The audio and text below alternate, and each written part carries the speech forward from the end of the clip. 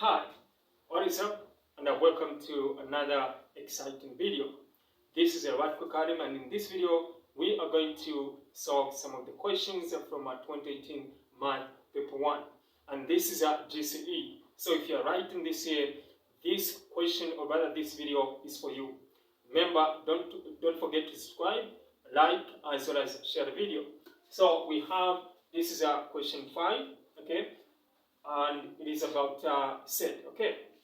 Now, what you need to understand is that this set, this is a Venn diagram on the set. We have seen how they have actually shaded the sum of the parts. Okay. Now, what the examiner wants for us to do is just to find, to describe this set in terms of using a set notation, okay?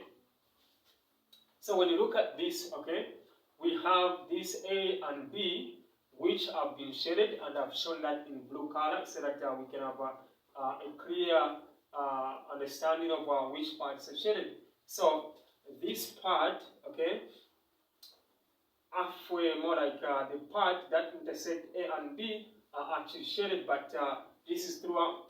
So for the set notation, this is going to be A, okay.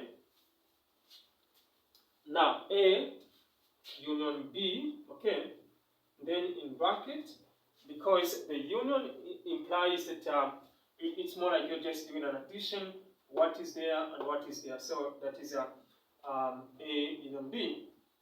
And now the other thing is that this guy is not actually shaded, okay. They said C, and we understand that the intersection part are not also shaded, okay.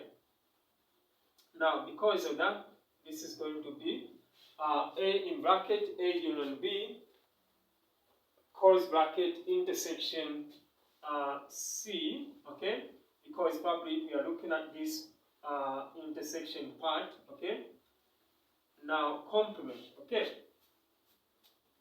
And this is how simple it is, and this is how you're supposed to do it.